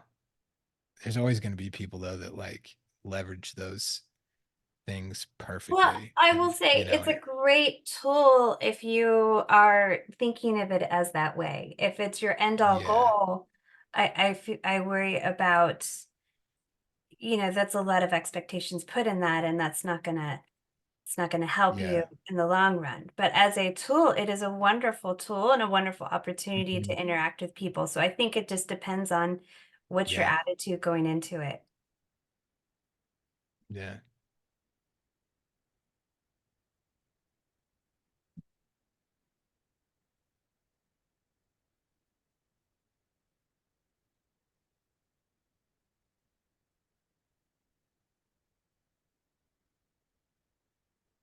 I was like on the line of trying to decide if I was going to start another one or just go into the tiny details. And I decided to go into the little gray hairs on his Yeah, post crop beard. man, I love Killer Mike, and I love your drawing of him. I can mail it to you. Oh, I'm gonna bug you about that later. Yeah, man. Like That I would be just up on the wall for sure. I Yeah. just randomly have all this cardboard. So yeah. Oh my God. Yeah. Salakis will be jealous. They've got your artwork up in their studio at that Remember, podcast. I can send you the one that I did Salaki's photograph. You can give it to him too. Oh, I I will. He'll love that. Yeah. think it's just hanging out. Yeah, I love that painting that I did in like 15 minutes is like up on a wall amongst all of those comedians. I still Oh, can't yeah, I believe know. that. I'm like, Yeah. oh, that's not my best work. Oh, they don't have taste. Perfect. Then it's There's lost there's there. a bunch of there's probably a bunch of fan art up there that you don't need to worry about. Yeah. No, it's great. I think Ray just texted me. He's uh got distracted with I think bedtime issues. Oh, So yeah. No, I love that Killer Mike though. It's great. He's such a easy person to I'm guessing he's such an easy person to draw probably because there's he's so so much fun. character in Like his face.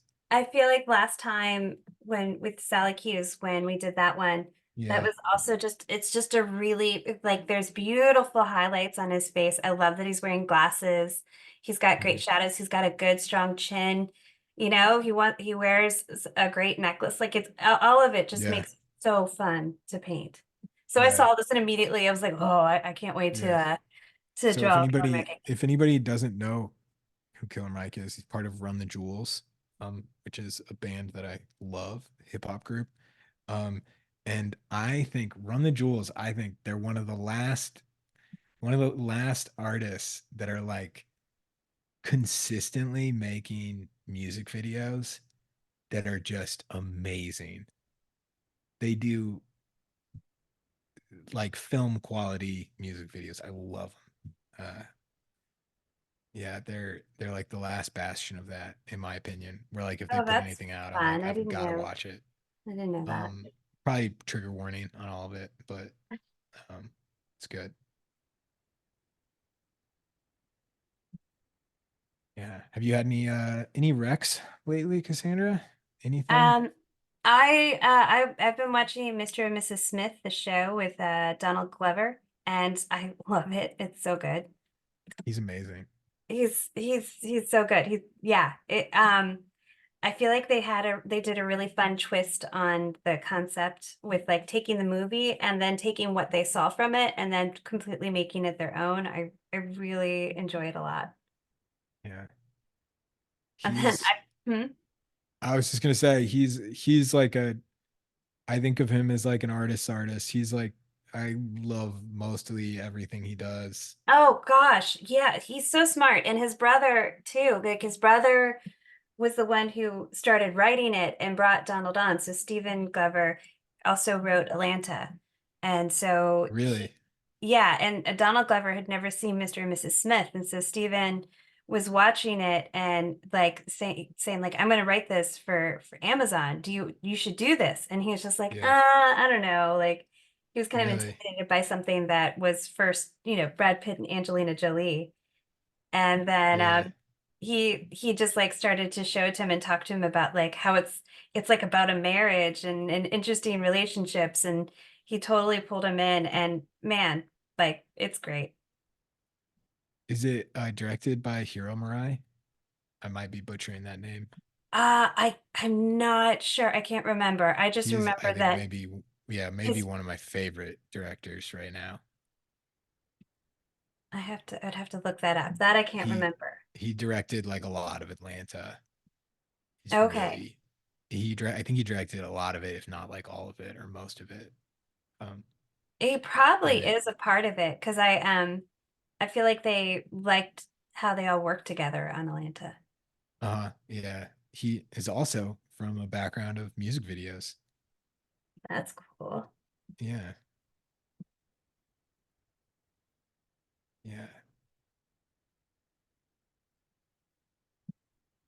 I know I'm gonna I be have super blown away later when I see all the amazing drawings and digital paintings that like are all of them at once. That always blows my mind. Yeah, I know. It's always pretty wild. I have actually not I have not had a ton of time to like consume new recs. I've been editing with Salacuse a lot. So I Oh, started that's it's been inspiring though. it's very fun. It's really fun. I have to step away from it every once in a while. I do it at night. Um, and occasionally on weekends when you guys are running classes. When everyone is busy in a class. But a lot of the what I'm editing is actually about process. It's actually really fun. That's it's been really cool. interesting. Yeah. Um, but uh, but yeah. If I have one rec, I was given an assignment to watch based for my edit to watch Jerry Seinfeld's documentary Comedian, which I did, and it's pretty fun. I highly recommend it. It's great for those people who haven't seen it. What's it streaming on? Uh, I was sent a private link to it, Oh, well, look so at I you, don't fancy pants know. McGee. It's not fancy. It's like it's it's not fancy. It's not like that. I'm just like I don't know, You know, Amazon. I've got the private link. Yeah, I'm calling it. No, like it's like someone else's account. Yeah, no, Um, I you think know it's what's just on another YouTube. I think it's just on YouTube. Like I think okay. somebody just like posted it to YouTube like in like 8 parts. I started watching, I haven't finished it yet, but I started watching the Milli Vanilli documentary, which is really interesting too, because like I remember I have all the music in my head from being a kid, but I'd never like actually understood fully what had happened. I mean, I knew that there was lip syncing, but I didn't know beyond that. And Really? it's fascinating. Really? Yeah. Yeah. It's yeah, you always hear about that stuff about like who can really sing, who can't sing, Well, you know? also, like, and who's responsible for it? Like, they were so young and they were pulled in by a producer, and then, Uh they're more thrown under the bus. And the yeah, producer just walks off with millions. because they're the face of Yeah. it. Right. Yeah. I mean, I think that all the time about just like musicians that like, and you know what? These award ceremonies, that's where you really find out if they've got pipes or not. Mm. And I think that that's becoming even like less of a place. There's like I heard a comedian I really love talking about this that his name's Matteo Lane. He has an opera singer back.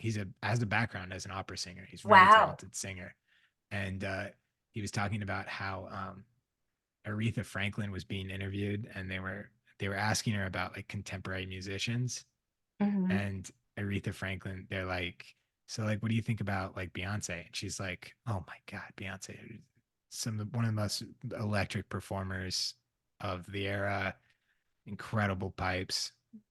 She can belt out any of my songs, no problem. And they're like, what do you think about Miley Cyrus? And she's like, oh, she's the talent doesn't end, and goes on and on. And then they're like, what do you think about Taylor Swift? And she goes, she has beautiful gowns.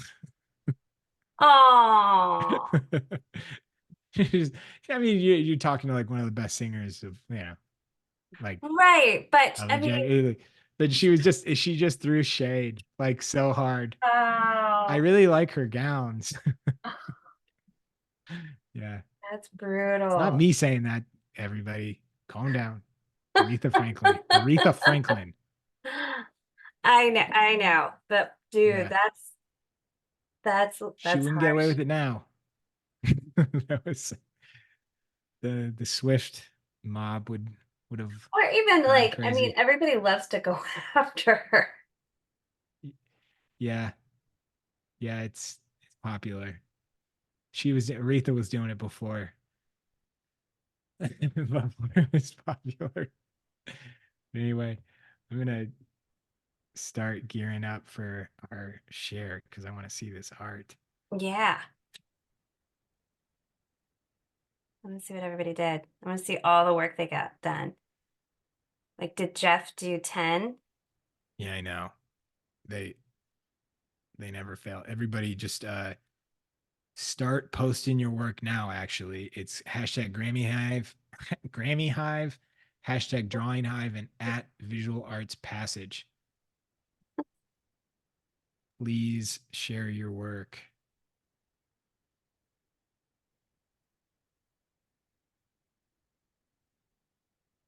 What kind of music do you think you listen to the most? Just on the topic of that, Cassandra.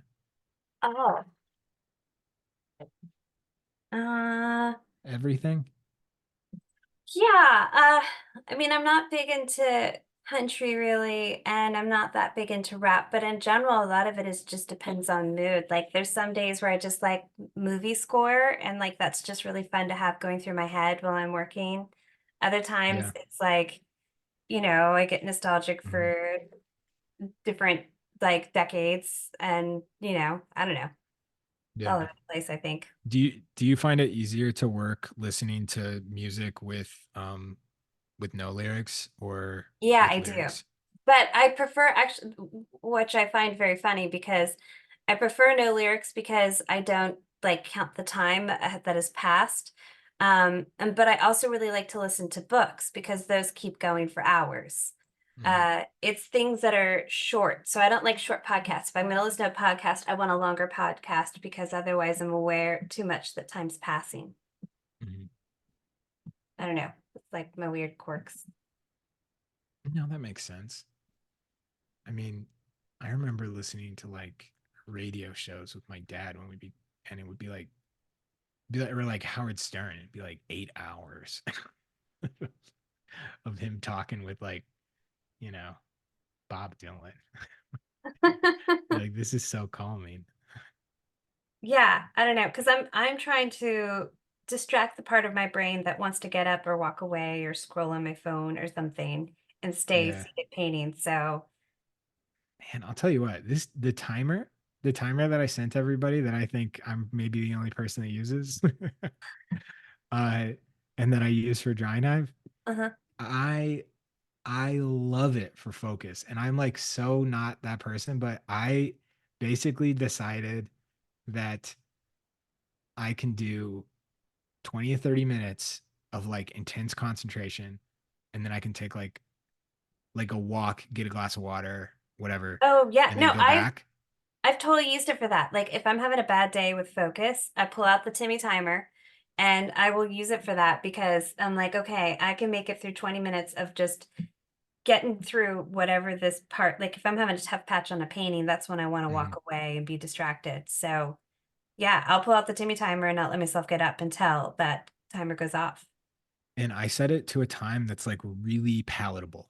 Yeah. Like especially if I'm having like a bad day where it's just like, man, I'm gonna sit in front of my computer and I'm gonna pretend to be busy, but I'm not getting anything done really. I keep getting distracted by little things.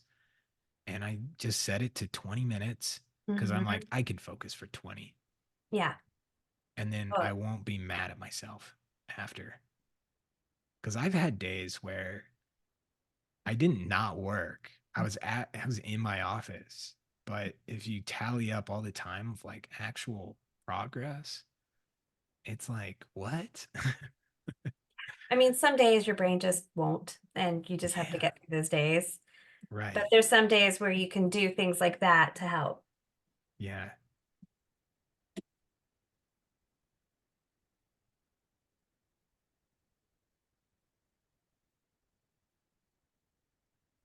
Some really awesome artwork so far, everybody.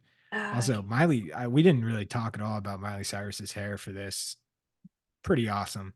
Oh, yeah. Really. So I The felt like the she was cloth. totally like pulling a Jane Fonda vibe. Yeah. I was Yeah. thinking might be wrong on this from memory. I was thinking like Dolly Parton 9 to 5. Little bit, little bit. I would, Do you know what I I'm would, talking about? Not Dolly Parton, but like that era of like, yeah, yeah, yeah. I yeah. totally know what you mean. Yeah. Well, Dolly Parton's her godmother, so that I makes didn't sense. know that. Yeah. Yeah.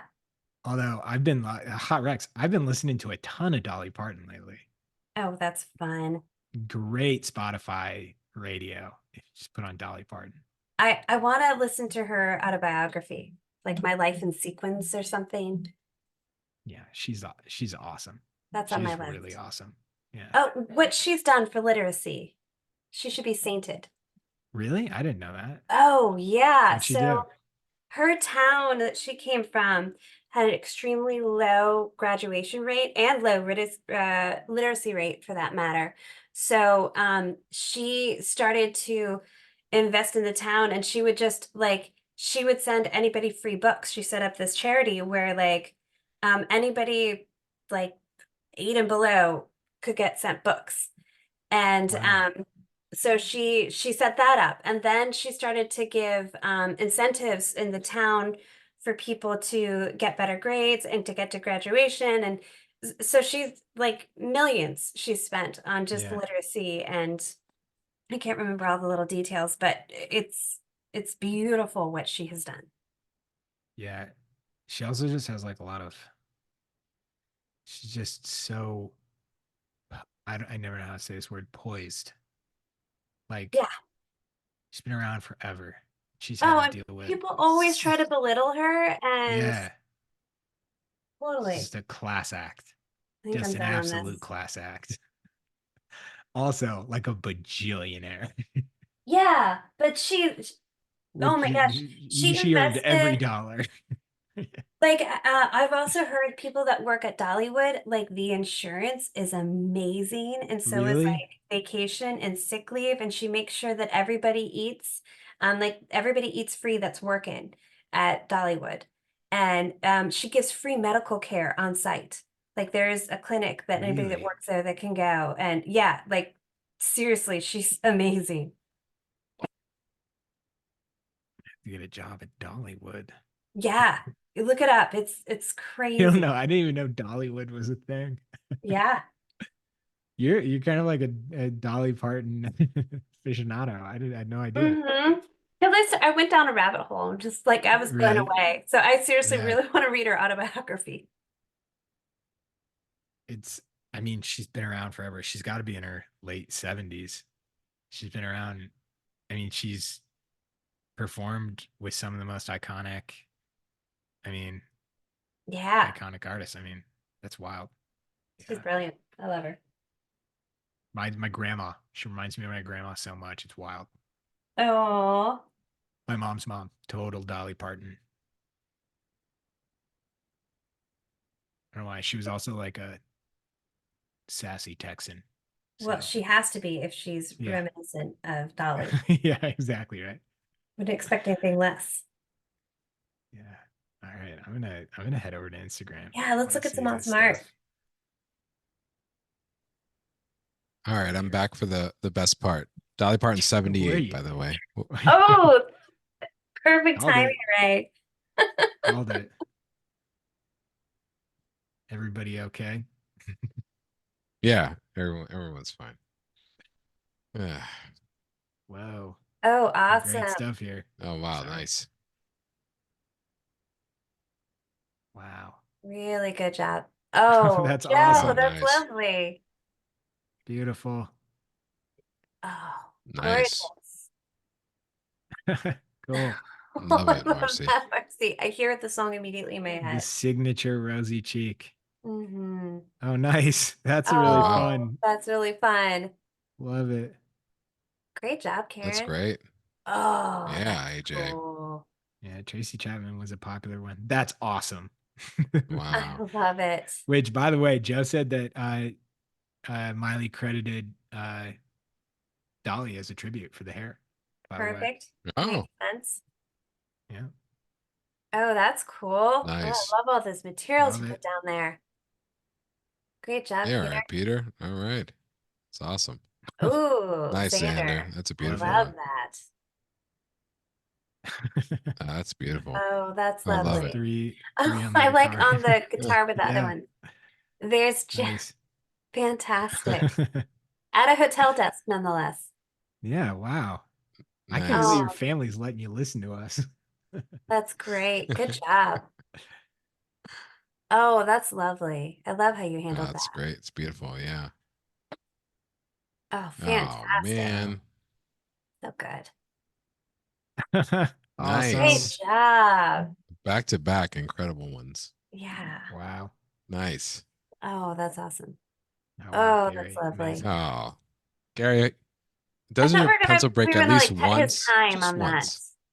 You forget your sharpener, maybe just once. Which, while we're on this beautiful Gary Amaro image, I just want to remind everybody, Super Early Bird is now open. So, sorry, Gary, I'm using your image and I'm using your image to keep people's eyes on the screen.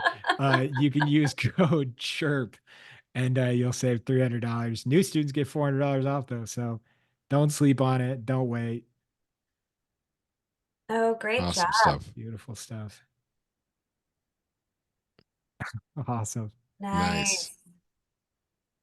Love it. Really good. Oh, I love how little that was.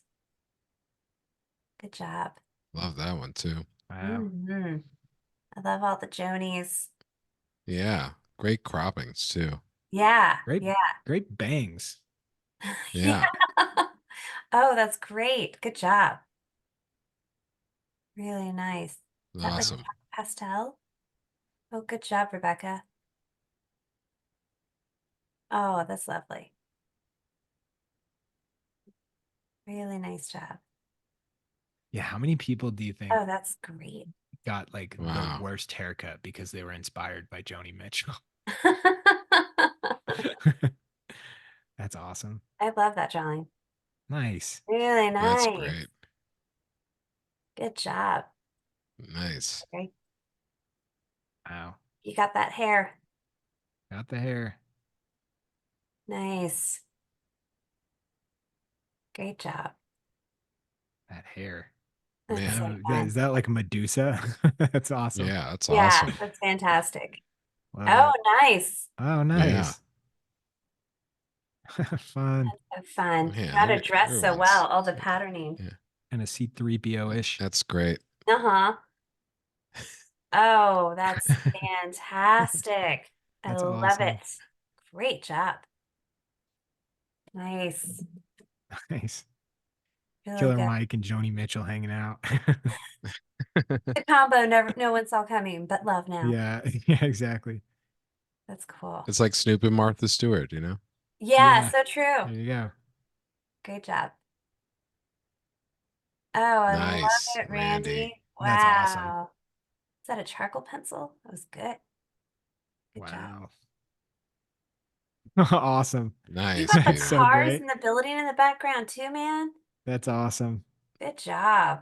I bet Pete, is this going to be one that a year from now we're going to see an American illustration again? Probably, Congrats, by right? the way. Congrats. Look at Oh, that one. texture you got on that, AJ. I love. Just beautiful. Love Or it. maybe just like a bunch of Killer Mikes make it Yeah. into the Yeah. next annual, right? The next annual is just a ton of Killer Mike drawings. Yes. Good job. Nice. That's great. That's really fun. Awesome. Yep. Love Wow. it. Man, Tyler, I love seeing your Wow. art. Yeah. Really nice. That's Ooh, great. good line work. Yeah, that's great. Oh, wow. Look at that Whoa. one. that's so Oh. cool. Gotta get some eyes in there though. That's scary. No, I that's know. it. I Don't put like the it eyes. That's there. That's perfect. cool. That's great. That's really It cool. looks like a mask I would wear. Totally. You put on, and we're like, oh, everybody at the party's gonna look like Miley to surprise her. You know, they put it on a popsicle stick or whatever. Yeah, that's Oh, awesome. that's cool. That's awesome. Oh, Nice. that's lovely. Love it. Whoa. Nice. Really nice. Great job. Amazing. Oh man, look at that one too. Wow. Nice. Oh, that's good. Man, Great people are job. bringing it today. Yeah, they are. No kidding. Oh man, that's Oh. awesome. Nice. Oh, I love that. I love how you handled the texture, the pattern. Uh-huh. Nice. There you go. Whoa. Oh, that's cool. Nice. That's Killer. really cool. Oh, that's fun. Love it.